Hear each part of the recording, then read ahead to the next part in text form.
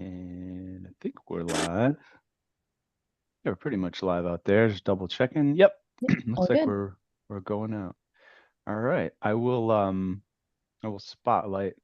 Well, actually, we'll let people in here. Admit all. There we go. Hello, everyone. Great to see you this week. 2024 is off to a great start. Welcome to Piano Tech Radio Hour. It's great to have you all here. And we'll get started momentarily. Just kind of letting people join the session. We're streaming out there on Facebook and YouTube as well, which is great. And yeah, good to see you all here. Thank you for joining us today. I will give an intro here to the session, then I'll give an intro to our guest for the day. Let me go ahead and spotlight myself, and I will spotlight them as well, and spotlight our co-guest as well. And let me do our intro here. So what I will say is welcome to Piano Tech Radio Hour. And this is a place where we gather every Saturday to meet with and learn from the most fascinating and knowledgeable folks in the piano world, including manufacturers, rebuilders, musicians, makers of other instruments, and of course, piano techs.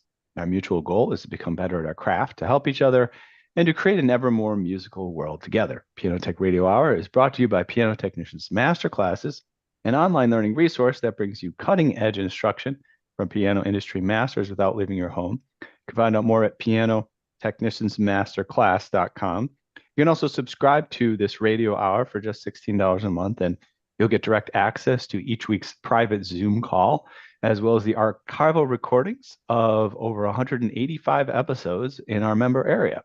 You can join that using the link bit.ly/join PTRH. That's bit.ly/join PTRH. And we'll also mention up front here that we just completed our most recent masterclass. It was on making the complete shift from ETD tuning to oral tuning with Glenn Bingham. Glenn just finished over a decade with Steinway, where he was in leadership roles and training technicians and sort of working with technicians all over the country and the globe, and working with the Spirio system and so forth. So it was a great session, and you can still you can't attend live anymore. We encourage you to put next first Thursday of the month on your calendar so you can attend our next session live.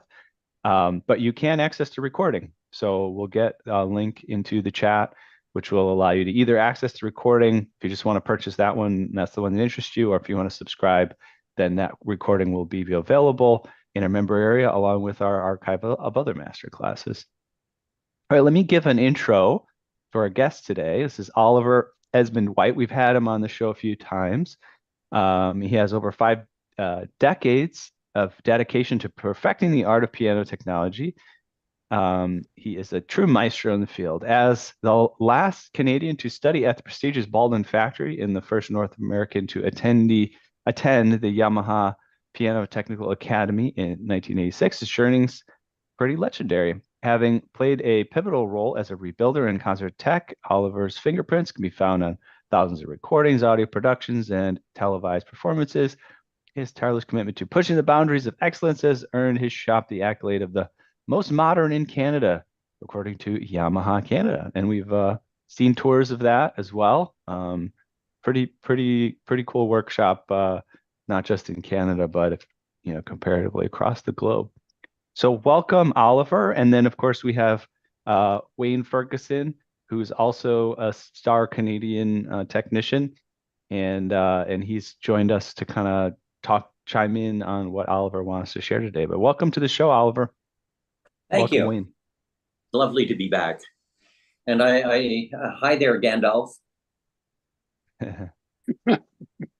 Oh, Now I feel like you had your hair like put back or something last time you joined us, Wayne. Yeah, it was in a ponytail, so it's sort of no one Okay. knows it's been this Yeah. long. So I thought you got a haircut or something. So, but yeah, no, it looks good. It looks good both Thank ways. you. That's good. Thank Yeah. you. Thanks. He's a handsome guy. What can I say? All right. Let's start to dive in here, Oliver. I mean, you and I have been sort of just having some email chats and texts over the past several months. And I know, what I find exciting about what you're doing is, you're innovating, and that's always fun, and you know, I know, and other people know, who are trying to do different things and new things, it doesn't always work out, or you got to try, whatever. Um, what was it famously, was it Thomas Edison, I think, or Benjamin Franklin, or whatever, I had 99 things that didn't work until I got the one that did. So, there's a lot of work that goes into developing new things, and just want to recognize that. And really excited to hear and share about what you're doing. So, where are you at in this process of developing this new type of upright piano action since we last talked?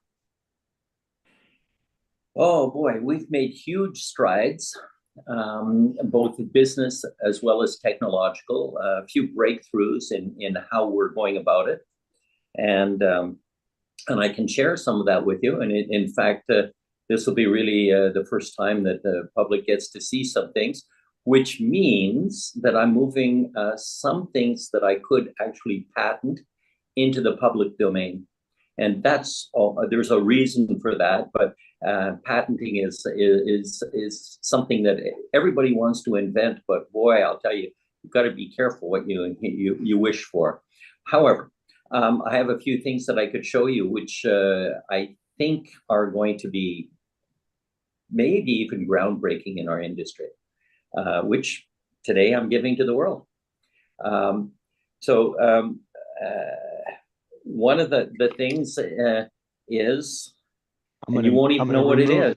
Well, it's a remove the other rail. spotlight so that we can see you full screen here. Let's see You see, here. Yeah. this So is what is this this? is we 3D printed this, but this is Hmm. essentially a hammer rail, an action rail, and you pretty much standard, except for, if you'll notice, that there's slots there. And what that allows us to do is to slide a hammer or a damper or a whippen along the rail and align it to any piano, so that if somebody wants to retrofit using one of these mechanisms, it becomes kind of fun. You just slide the parts along until they're aligned with the capstans, and then build from there. So this should make Hmm. the job really easy. And by controlling this area here, we know exactly what the geometry will be,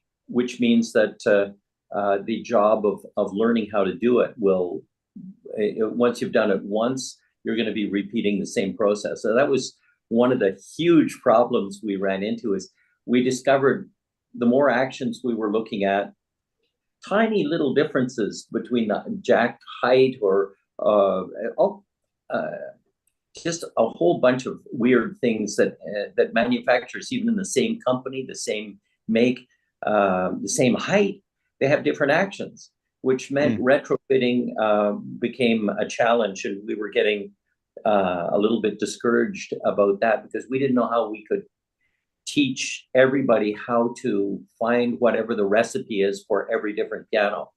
And by making our own rails and doing it this way, it's one size fits all. So yeah.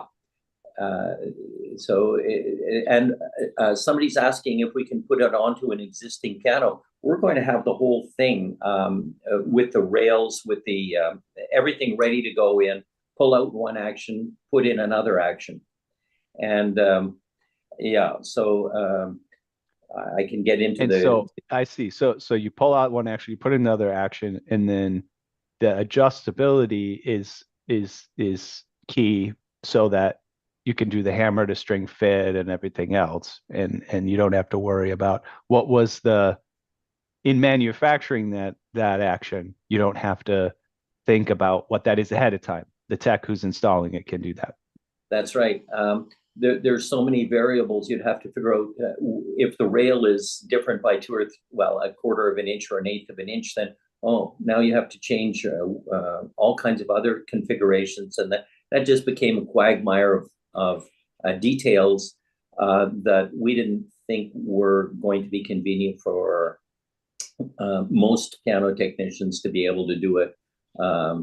It's not brain dead. You have to be a really good technician to do this anyways, but it went beyond being a reasonable job to being, wow, this is like, you really have to know what you're doing to a degree that wasn't reasonable. So now we've got it down that we think that a reasonably well-trained piano technician will absolutely be able to do a retrofit job in 3 days. Great. So I'm realizing as we talk, we're kind of diving right in here, and I'm sure some people who are on the session or listening to it have been exposed to what even we're talking about. But I'm realizing tell people why are we installing new actions in pianos? What have you developed here, just to give a brief recap before we get updates on it? Historically, Daryl Fandrick started this on January the 31st, I think it was in 1981, on his birthday, according to Heather. And he decided he was going to make a new piano action. And we're now 43 years later. He got it done, but it wasn't a practical action. It couldn't be regulated properly. But what he managed to do is make the upright piano more sensitive and more musical than the grand action.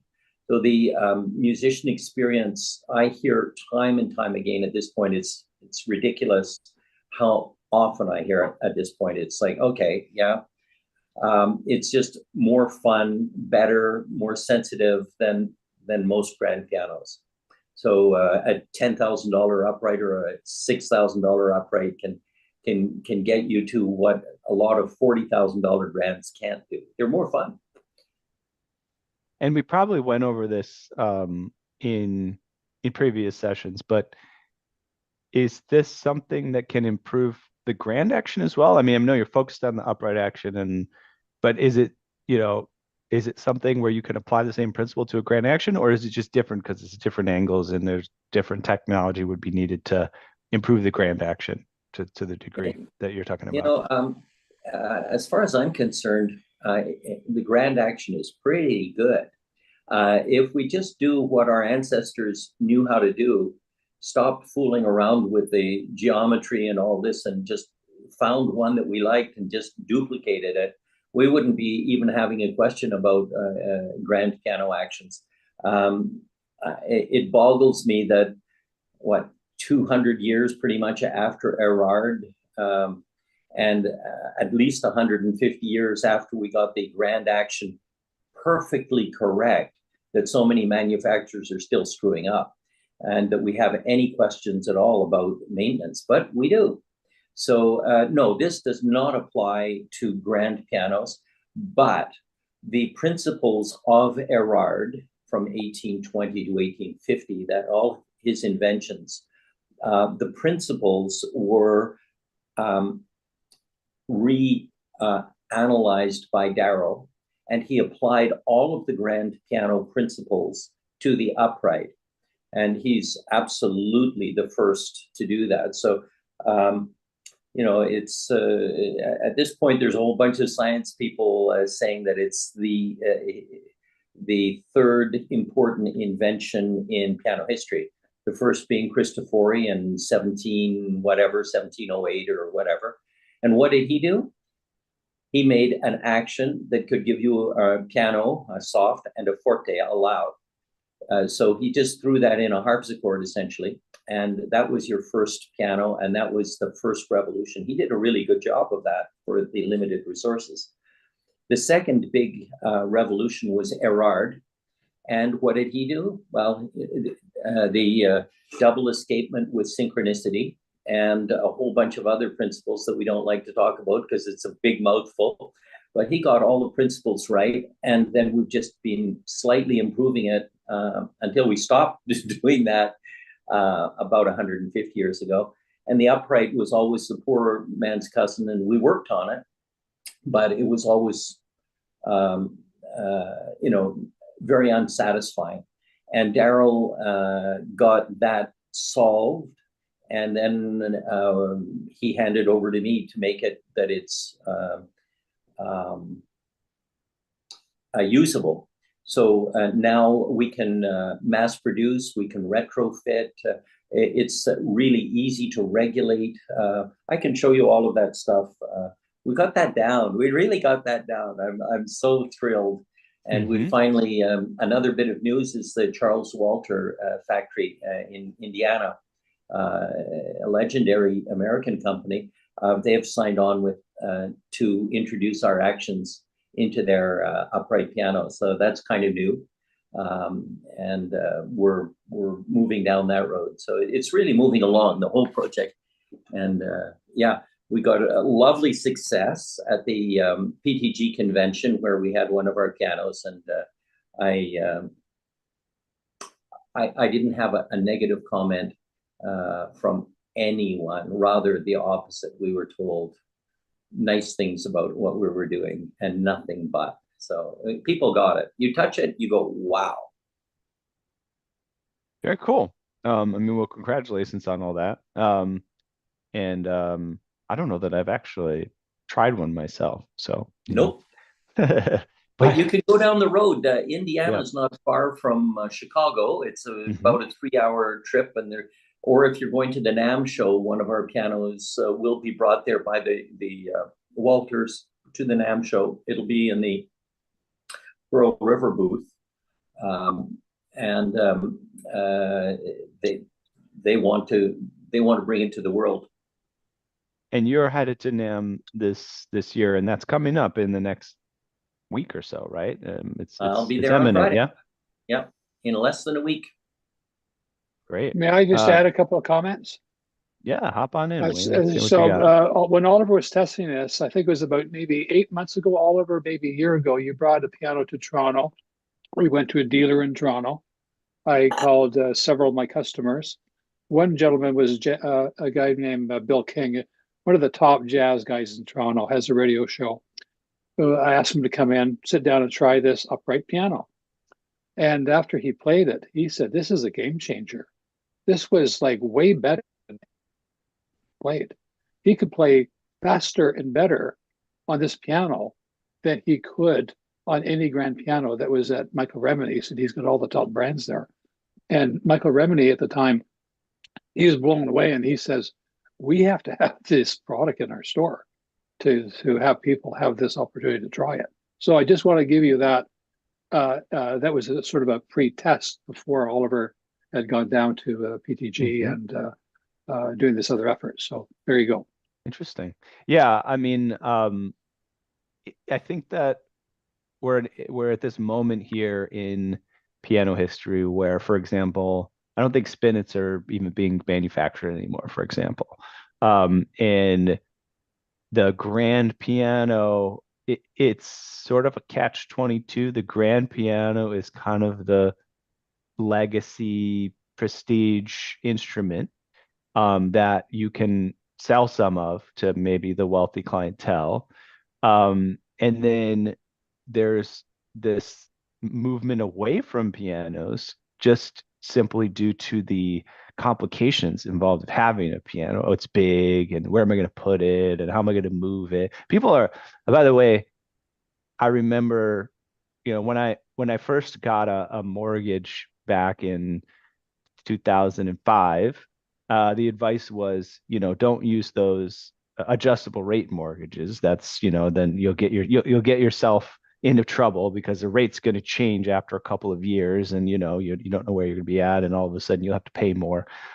And and I believe that at the moment, but recently got advice to get one of those adjustable rate mortgages because on average people move like every 3 years these days. People are moving all the time. And so imagine if you've got a giant piano that you also have to move. I mean, it just doesn't make it that much easier. And so the upright piano is an interesting case. It has a lot of potential to fill a need of having an instrument that's more compact.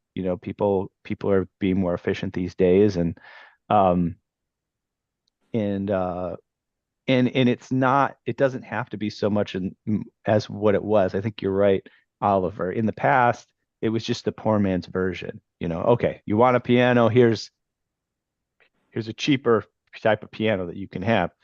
But if you look at something like David Clavin's, he's taken upright piano to a whole new level, literally. You got to climb a flight of stairs to play this upright piano, and that thing's not a poor man's anything. That's a pretty pricey, bespoke, custom instrument that's crafted with very intentional design. So, and I can imagine, yeah, why wouldn't you want to have the best action possible in those instruments as well? And he's also manufacturing now even smaller upright pianos, 64 key instruments, una corda instruments, and things like that. And I think I'm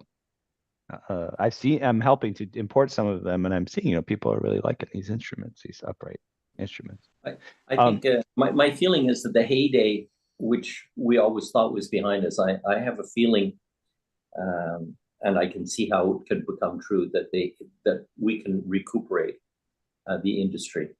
I absolutely see it. So the piano, I think we have a fabulous future, but it needs a few visionary kinds of people to do that. Yeah, David, I think right now the ratio worldwide is about 85% uprights and 15% grands. That's just locally. You're going to get big homes and it's only grands, and other places, well, it's all downtown apartments and it's all only uprights. But essentially, there's a lot more uprights than grands. Always have been. Let me take a pause here in the conversation, and I want to say, if people are watching it on Facebook and YouTube, we're going to sign off on the social media streaming, and that's just to encourage people to join into the Zoom session and join us live here. And so we're going to post a link out in the chats, in how you can register to join us in the Zoom call. So if you're on Facebook or YouTube, we'll see you sooner, see you later. Come on in and join us for the conversation. All right, back to our regularly scheduled programming. So Oliver, I want to hear more about, just this process of innovation. We've talked about it on previous programs. What I'm really impressed with what you've done is you've gotten a movement behind it. You've got, I think, universities involved and government grants and things like this. And I'm really impressed with that, because I feel like, when you started talking about that stuff as a person in the piano industry, I just never even thought about that. Oh,